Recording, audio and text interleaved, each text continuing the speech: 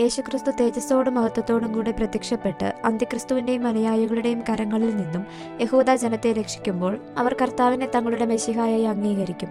കർത്താവ് അവരെ അനുഗ്രഹിപ്പാനായി കരങ്ങൾ ഉയർത്തുന്ന സമയം തന്റെ കയ്യിലെ മുറിവുകൾ എന്ത് എന്ന് അവർ ചോദിക്കുമ്പോൾ, എന്നെ സ്നേഹിക്കുന്നവരുടെ വീട്ടിൽ വെച്ച് ഞാൻ അടികൊണ്ടതാകുന്നു എന്ന് അവൻ ഉത്തരം പറയും. തങ്ങളുടെ പിതാക്കന്മാർ ക്രൂശിച്ചു കൊന്ന നസറേയനായ യേശു വാഗ്ദത്ത മെശിഹായായിരുന്നു എന്ന സത്യം യഹൂദന്മാർക്ക് അപ്പോൾ ബോധ്യപ്പെടും.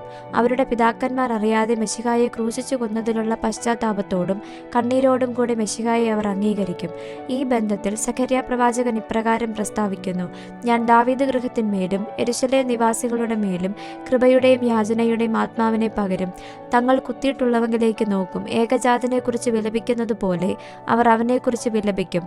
ആദ്യജാതനെക്കുറിച്ച് വ്യസനിക്കുന്നത് പോലെ അവർ അവനെക്കുറിച്ച് വ്യസനിക്കും. അനുതാപത്തോടും പശ്ചാത്താപത്തോടും കൂടെ തന്നിൽ വിശ്വസിക്കുന്നവരുടെ പാപം കർത്താവ് ക്ഷമിച്ചു കൊടുക്കുന്നതായാണ് പ്രവാചകൻ ദർശിക്കുന്നത്. അന്നാളിൽ ദാവീദ് ഗൃഹത്തിനും യെരൂശലേം നിവാസികൾക്കും പാപത്തിന്റെയും മാലിന്യത്തിന്റെയും പരിഹാരത്തിനായി ഒരു ഉറവ തുറന്നിരിക്കും. അവർ എൻ്റെ നാമത്തെ വിളിച്ചപേക്ഷിക്കുകയും ഞാൻ അവർക്ക് ഉത്തരമരുളുകയും ചെയ്യും. അവർ എൻ്റെ ജനം എന്ന് ഞാൻ പറയും, യഹോവ എൻ്റെ ദൈവമെന്ന് അവരും പറയും.